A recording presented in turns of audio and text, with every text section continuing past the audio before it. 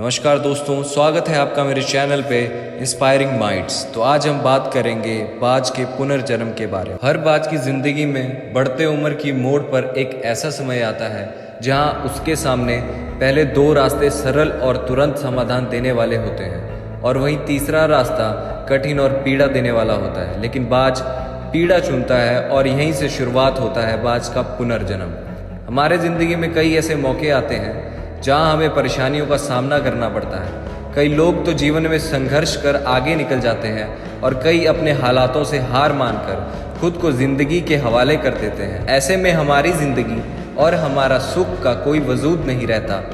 दुनिया उसी को सलाम करती है जो अपने कलाम खुद लिखते हैं। सिर्फ इंसान ही नहीं, कुदरत में हर प्राणी के साथ ऐसा होता है। तो आइए जानते हैं बाज के जीवन से जुड़ी आश्चर्यजनक किंतु एक ऐसा सत्य जो हम सबको प्रेरणा देता है। बाज लगभग 70 वर्ष जीता है, परंतु अपने जीवन में 40 वर्ष में आते आते उसे एक महत्वपूर्ण निर्णय लेना पड़ता है। इस अवस्था में उसके शरीर के तीनों प्रमुख अंग बेअसर होने लगते हैं। पहले पंजे लंबे और लचीले होते हैं और शिकार को पकड़ने में कमज़ोर हो जाते हैं। दूसरा, चोंच आगे की तरफ मुड़ जाती है और भोजन निगलने में मुश्किल होने लगती है। तीसरा, पंख भारी हो जाते हैं और सीने से चिपकने के कारण पूरे खुल नहीं पाते और उड़ानें सीमित कर देते हैं। भोजन ढूंढना, भोजन पकड़ना और भोजन खाना, तीनों प्रक्रिया अपने धार खोने लगती। उसके पास 3 ही रास्ते बचते हैं, या तो अपनी शरीर को छोड़ दे, या अपनी प्रवृत्ति छोड़ दे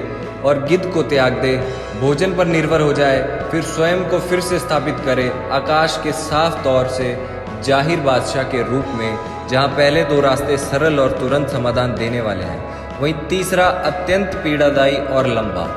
बाज पीड़ा चुनता है और स्वयं को फिर से स्थापित करता है। वह किसी ऊंचे पहाड़ पर जाता है, एकांत में अपना घोंसला बनाता है और तब शुरू करता है पूरी प्रक्रिया। सबसे पहले वह अपनी चोंच चट्टान पर मार मार कर तोड़ देता है। अपनी चोंच से अधिक पीड़ादायक कुछ भी नहीं है पंछी राज के लिए। अब वह इंतजार करता है चोंच के फिर से उग जाने का, और उसके बाद वह अपने पंजे भी उसी तरह तोड़ देता है और इंतजार करता है पंजों का फिर से उग आने का। नई चोंच और पंजे आने के बाद वह अपनी भरी पंखों को एक एक कर नोच कर निकालता है और प्रतीक्षा करता है पंखों की पुनः उग आने की।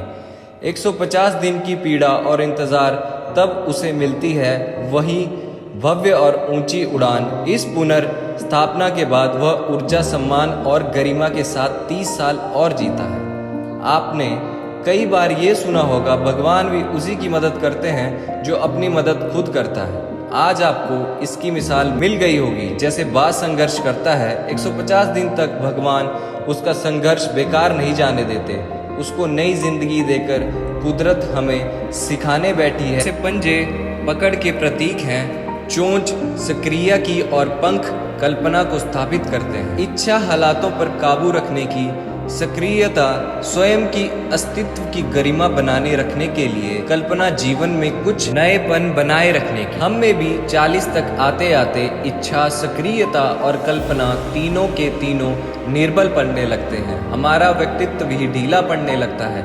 आधे जीवन में ही जीवन खत्म होने जैसा लगता है। उत्साह, आकांक्षा, ऊर्जा नीचे की ओर जाने लगती है। हमारे पास भी कई विकल्प होते हैं, कुछ सरल और कुछ पीड़ादायक। हमें भी अपने जीवन के मजबूरी भरे अति लचीलेपन को त्याग कर काबू उठाना होगा। बाज की पंजों की तरह हमें भी आलस पैदा करने वाली वर्तमान स्थिति को त्याग कर ऊर्जा से भरी सक्रियता दिखानी होगी।